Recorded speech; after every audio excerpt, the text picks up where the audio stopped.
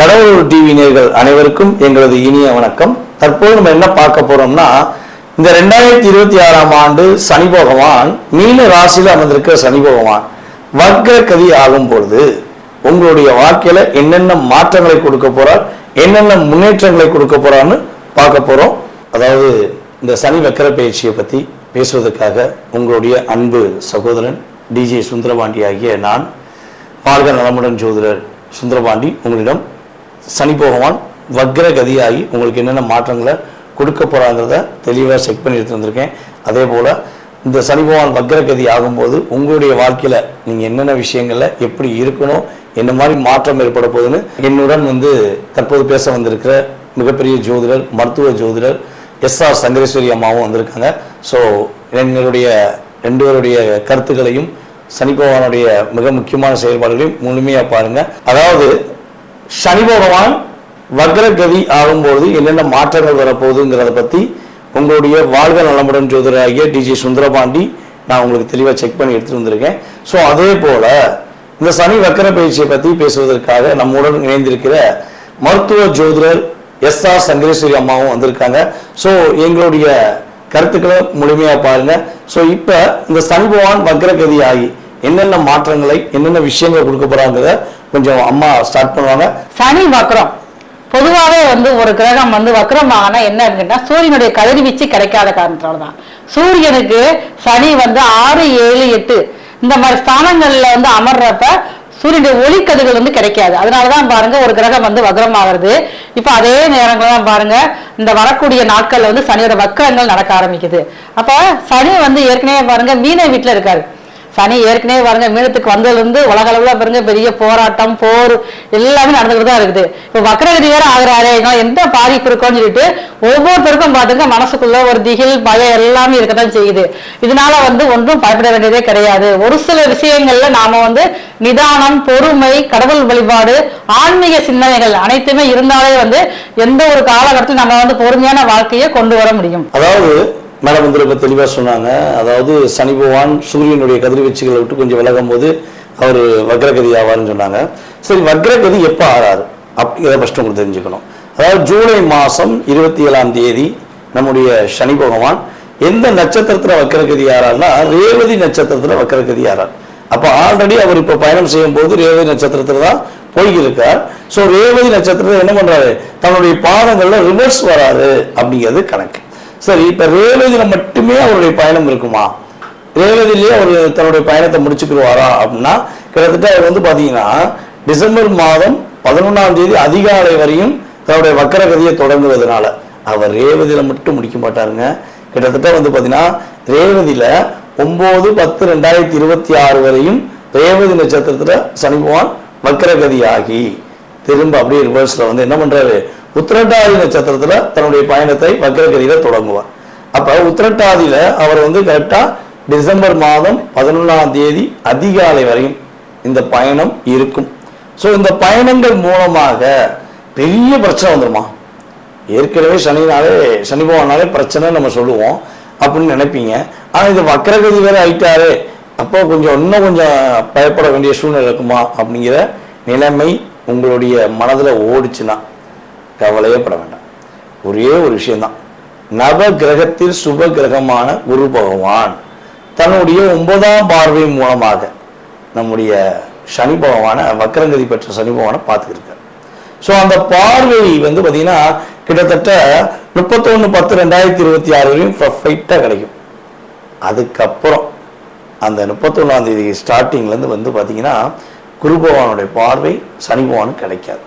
So இந்த குறிப்பிட்ட காலம் 42 நாட்கள் நீங்கள் என்ன பண்ணணும், ரொம்ப கவனமாக, நிதானமாக, பொறுமையாக எந்த விஷயம் செய்தாலும் அவருடைய பார்வை அமைப்பு, அவர் அமர்ந்த இடத்தோட அமைப்பை வச்சு நீங்கள் கொஞ்சம் நிதானமாக செயல்படணும். 42 நாள் தாங்க. அதான் சொன்னால் கோள்களும் உங்களுக்கு உதவி செய்யும், உங்களுடைய தெய்வங்களும் உங்களுக்கு உதவி செய்யும். இருந்தாலும் நீங்கள் என்னென்ன விஷயங்களை நன்மை அடைய போகிறீங்க, என்னென்ன விஷயங்களை கவனமாக இருக்குங்கிறத வீடியோ ஃபுல்லாக பாருங்க, உங்களுக்கு கண்டிப்பாக தெரியும். வாங்க வீடியோக்குள்ள போகலாம். ரிஷப ராசி அன்பர்களுக்கு சனி பகவான் 11ஆம் இடத்துல வக்ரகதியில் உங்களுக்கு என்னென்ன மாற்றங்களை கொடுக்க போறோம், என்னென்ன முன்னேற்றங்களை கொடுக்க போறாங்கிறத பார்க்குறோம். அதாவது இந்த சனி பகவான் வக்ரகதி ஆன உடனே குருவுடைய பார்வை அப்படியே அற்புதமா கிடைக்கும். கிட்டத்தட்ட வந்து பாத்தீங்கன்னா 30ஆம் தேதி நைட்டு வரையும் 30/10/2026 வரையும் குரு பார்வை கிடைக்கிறதுனால கிட்டத்தட்ட வந்து பாத்தீங்கன்னா உங்களுக்கு மிகப்பெரிய ஒரு மாற்றத்தை சந்திக்கக்கூடிய ஒரு வாய்ப்பு சனி பகவான் கொடுப்பார். இவ்வளவு நாட்களாக மனதளவுல பல போராட்டங்கள், அதே போல உங்களுடைய எல்லா விதமான செயல்பாடுகள்லையும் எப்படியாவது ஒரு லாக்கு ஏற்படுத்தன்னு சொல்லி ஒரு வட்டம் போட்டு திட்டம் போட்டு உங்களை பாடாப்படுத்துற எந்த உறவாக இருந்தாலும் சரி, அத்தனை விதமான உறவுகளுக்கும் சரியான பாடத்தை கொடுக்கக்கூடிய அளவுக்கு உங்க லைஃப்ல ஒரு சேஞ்சஸ் ஏற்படும். திருமணத்துக்காக வரன் பார்த்து கொண்டிருக்கின்ற நம்முடைய ரிஷபராசி என்பவர்களுக்கு ஏற்கனவே குரு பார்வை கிடைக்கி. ஸோ இப்போ சனி பகவானுடைய வக்ரகதியில உறுதியாக திருமணம் நடத்தி வைப்பதற்கான வாய்ப்பு சூழ்நிலைகளை குரு பகவான் மற்றும் சனி பகவான் உண்டு பண்ணுவாங்க. அதே போல குழந்தை பாக்கியத்துக்காக காத்திருக்கின்ற நம்முடைய ரிஷபராசி என்பவர்களுக்கு குரு பார்வை மூலமாக சனி பகவான் வக்ரம் பெற்று அமர்ந்திருப்பதனால் உறுதியாக குழந்தை பாக்கியம் கிடைப்பதற்கான வாய்ப்பு உங்களுக்கு உண்டு. மன குழப்பம் உங்களுக்கு கொஞ்சம் அதிகமா இருக்கு. இது செய்யலாமா, அது செய்யலாமா, அப்படி செய்யலாமா, இப்படி செய்யலாமான்னு உங்களை பல குழப்பங்களை உண்டு பண்ணிக்கிருக்காங்க கூட இருக்கவங்களே. அதாவது நீங்க தெளிவான ஒரு மனநிலைக்கு வருவீங்க. ஒரு மாசத்துல 30 நாள் வச்சுக்கோங்க. இந்த 30 நாள்ல நீங்க ஒரு 20 நாள் இதுதான் செய்யலாம்னு உட்காந்து பொறுமையை யோசித்து பிளான் பண்ணி சக்சஸ் பண்ண போவீங்க. கூடவே இருந்த கூட்டாளி என்ன பண்ணுவாங்க, உங்களை குழப்பி விட்டு அந்த 10 நாளை வேஸ்ட் பண்ணி டோட்டலாக அந்த எல்லாத்தையும் வேஸ்ட் பண்ண வச்சுருவாங்க. ஸோ அந்த நிலையெல்லாம் மாறப்போகுது. உங்களுடைய சிந்தனைகள் செயல்பட போகுது. நீங்கள் என்ன விஷயங்களை யோசிக்கிறீங்களோ அதை சிறப்பாக முடிக்கக்கூடிய பாக்கியம் கிரக ரீதியாக ஏற்படும். அதே போல் உங்களுக்கு ஏதாவது ஒரு மன அழுத்தம் இருக்குது, நிறைய போராட்டங்கள் இருக்குது, இல்லை உங்கள் மேலே தேவையில்லாம வீண் பழி சுமத்திட்டு உங்களுக்கே வந்து உங்களை கஷ்டப்படுத்தக்கூடிய சூழ்நிலையில் யாராவது கூடவே இருந்து குழி பறிச்சாங்கன்னா அவங்களுடைய சூழ்ச்சிகள் எல்லாமே வெட்ட வெளிச்சத்துக்கு கொண்டு வந்துடுவார் நம்மளுடைய வக்ரம் பெற்ற சனி பகவான். ஓகேவா? அதனால நீங்க பயப்படவே தேவையில்லை, பதட்டப்படவும் தேவையில்லை. எப்போ வரையும்? 31/10/2026 அதிகாலை வரையும்.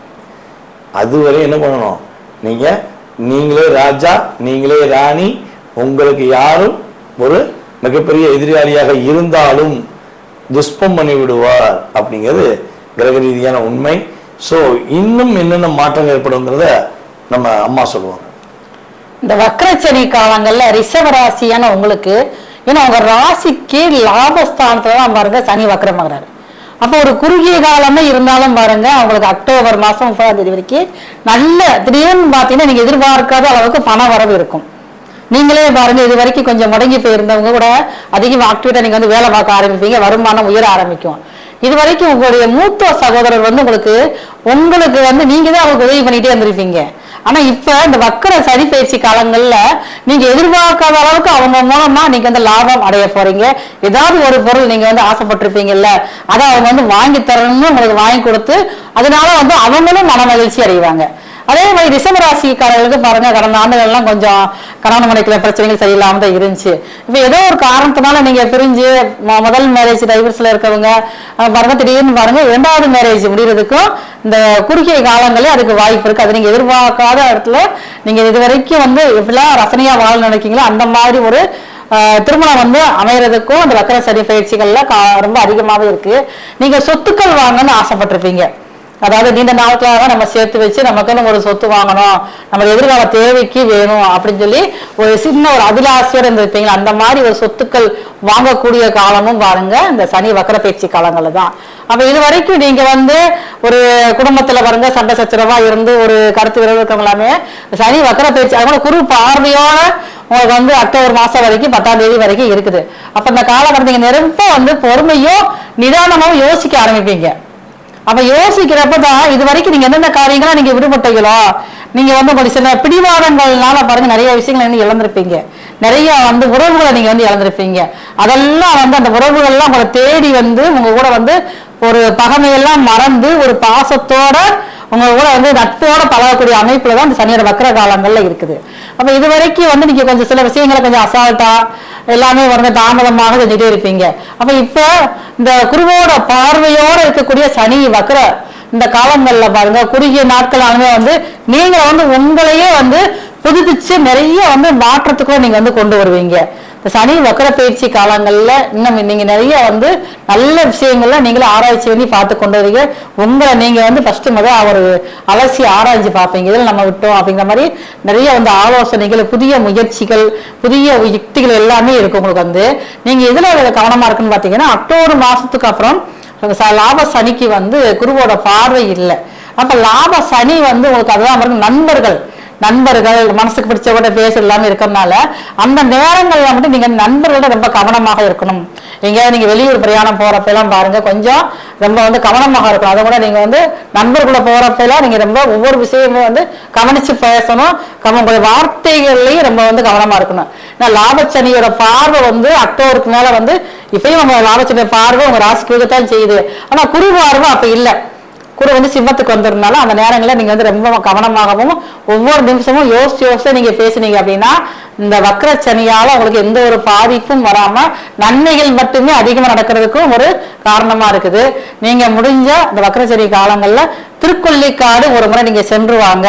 இல்லைனாலும் அவ்வளவு நீங்க போக முடியாது அப்படின்னா நீங்க உங்க ஊர்ல இருக்கிற சிவாலயங்கள்ல சனிக்கிழமை காலையில இருக்கக்கூடிய கால பைரவருக்கு 9 மாவிளக்கு தீபம் ஏற்றி வழிபாடு செஞ்சுட்டு வாங்க. அந்த வக்ரச்சனியால் எந்த ஒரு பாதிப்பும் இல்லாம நன்மை மட்டுமே நடக்கும்.